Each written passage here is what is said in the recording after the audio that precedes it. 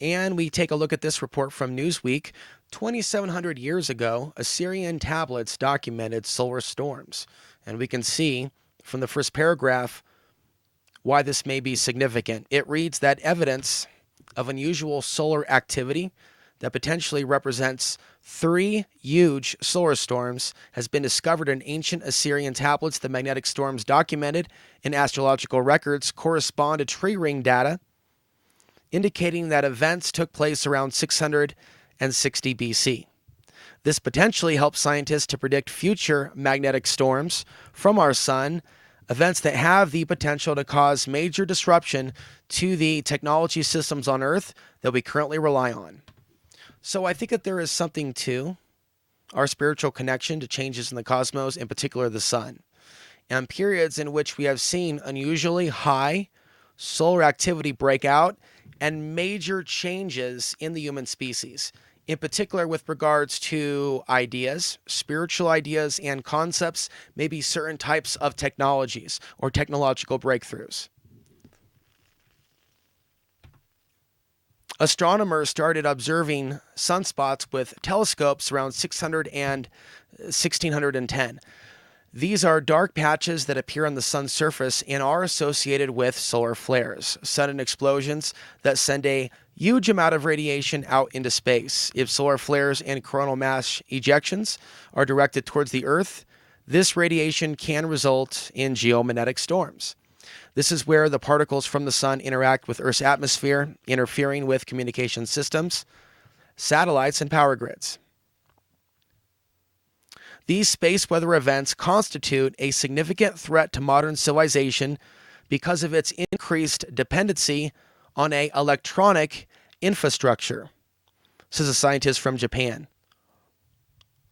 In recent years, scientists have been able to identify multiple extreme space weather events prior to 1610 by looking at radiocarbon in tree rings, including events around 775, 993, 994. Now that's interesting. I have a book here to the side checked out from the library on the spirituality of the Hopi Indians. And there is this anomaly behind their disappearance in the Four Corners, certain locations. What happened to the Hopi Indians around the 10th century? It's an answer that mankind has tried to answer for a long time. Of course, people have come to different conclusions on that.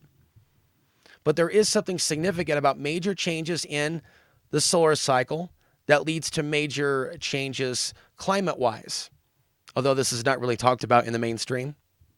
Okay, so could there be massive solar activity documented that also correlates with massive drought? That also correlates with that period in which the Hopi disappeared, although there may have been other factors.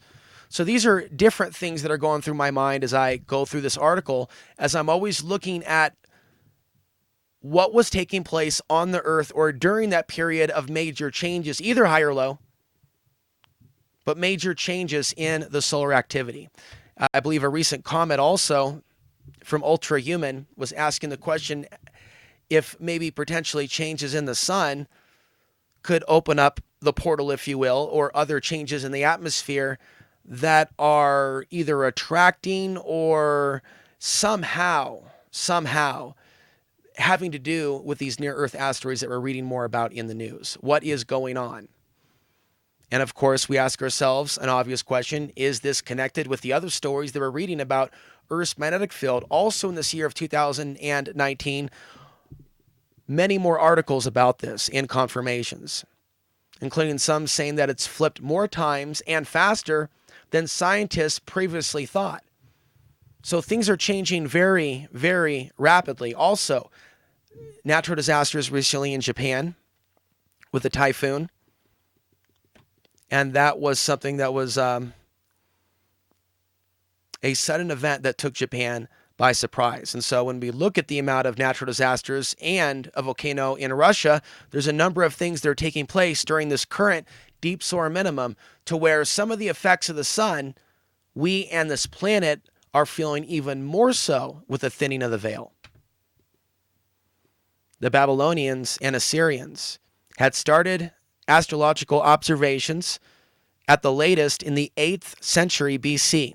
Already in the 7th century BC, Assyrian kings had collected and received astrological reports from professional astrologers to interpret the ominous meaning of observed celestial events. On a side note, I am seeing a resurgence in chatter regarding Nostradamus, and there could be some significance in what we may be looking at soon with regards to our world and our modern high-tech kingdoms moving into position.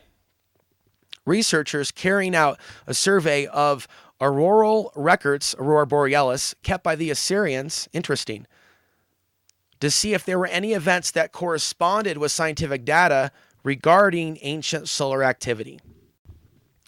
See, I think that there is evidence that mankind for thousands of years has looked at the correlations. Now, today, in our modern high-tech age, where we can see the planetary K-index on spaceweather.gov, and we can go to the local news feed, either in your own local town or the national news, and we could see wars and rumors of wars.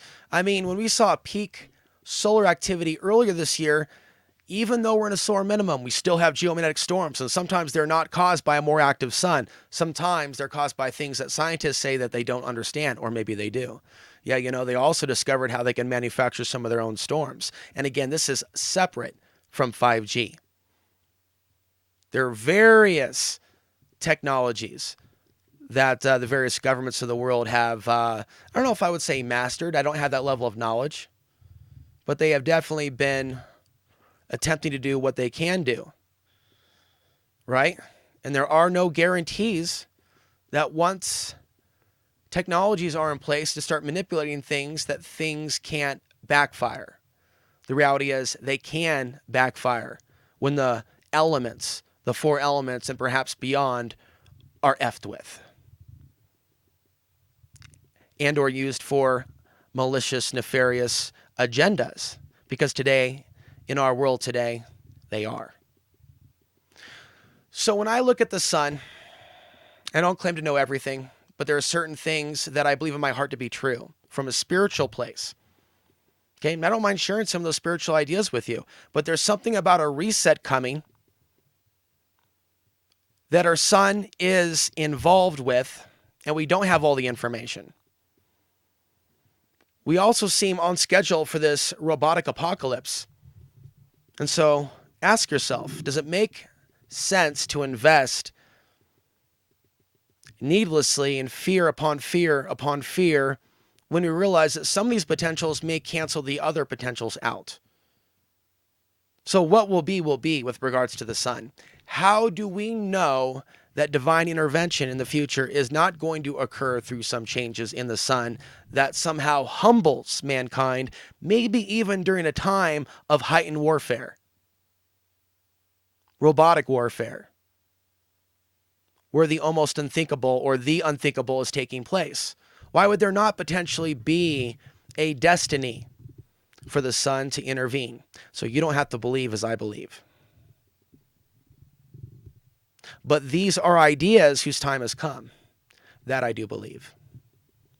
This is a time in which people are looking for information. And the way that I look at the internet and a lot of popular media, it does seem designed to capture the imagination when people look in certain directions and to almost control the narrative as to what is okay and not okay to discuss within any XYZ given subject. And if you pay attention closely, that creep up has now infected the hive mind. Some might argue in every aspect of human life, regardless of nation state, that there is this wave of energy at times that's very oppressive, that people experience in multiple languages around the world, families across the world that are still struggling with their own master-slave dichotomies within their own societies. See, we have a destiny as spiritual beings inhabiting these physical vessels in this biological hell to ascend beyond master-slave relationship and ideology. something I've been discussing for over 10 years on this platform. Starting out with cable access TV in Portland, Oregon, talking to my community and seeing the writing on the wall, feeling very uneasy about that place, and then looking at life beyond. There's a reason why we're here. There's a reason why, ooh, look at those ads down there. Totally unattractive. There is a reason why we're coming across this information, and I do believe in free will. These tablets describe unusual red skies, with one mentioning a red cloud and another saying that red covers the sky. The team believes that these descriptions are likely the result of stable auroral red arcs, where magnetic fields excite electrons in atmospheric oxygen atoms to emit light. The researchers also point out that the Earth's magnetic field, North Pole, would have been closer to the Middle East than it is today, meaning events associated with solar activity would have been observed further south.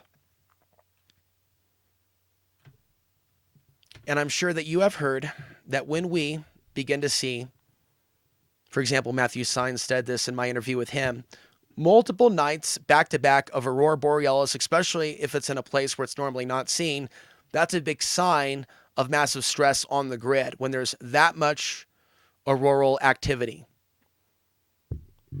And many people do believe that we are on the cusp of a magnetic field reversal.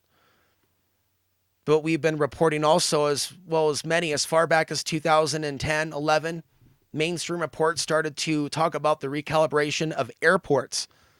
And so with these types of things, it increases in speed in the transition over time to maybe a point to where something instantaneously is possible. Then there's also the potential that with a Earth's weakening magnetic field and increased asteroids coming close to Earth, there's the potential of something getting through and either hitting the ocean or a landmass. There was a guest that was on the Art Bell show years ago. I actually woke up having memories of this and wondered whether I should play it for you here. Let me know if you'd like to hear it. I think it's worth at least hearing out what she said on the Art Bell show in 1994. But it did have to do with Earth changes following this meteor or asteroid hitting Nevada. Also think about the future map of the world. And so this is an interesting thing to contemplate within days of at least one news report that I came across of a meteor striking the atmosphere, disintegrating over Arizona, and another event in July 22nd of this year of 2019. I believe that there is a component, a connection between domestic unrest and other upheavals that people are noticing right now in the streets and elsewhere. I do believe there is a correlation between these asteroid flybys and things that are frightening and shocking to many people right now. Behaviors that they have never seen before in their life, people are witnessing. Even things that family members are doing to family members. Articles like that are all over the news right now. There was a time in our life, ladies and gentlemen, when it wasn't this insane. And there is something going on right now that's above our ability to fully explain and understand. In a day and age and world where even dabbling with certain topics of cause and effect are not considered by most of society, despite the technology and the books that surround us. It's almost as if those that truly do evolve have a destiny to evolve beyond this type of a planet or plane of existence. Whereas the base modality in the hive mind consciousness has a certain level of consistency throughout the ages of time, throughout the thousands of years. This master-slave relationship on Earth has continued. The dates have changed. The styles of the clothes have changed. The cycles of the sun have changed. But the dynasties of power, true power, still exist. What type of reality is this? And how can we spiritually harness the power of the sun during dark days such as this? And these are dark days where we see the types of things that we're seeing manifest in the news, in the economy, the signs that we're seeing in the sky. I'm not necessarily biblical, but I'm not anti-Bible. I think that there is much truth all around us. I'm Alex Ansary signing off.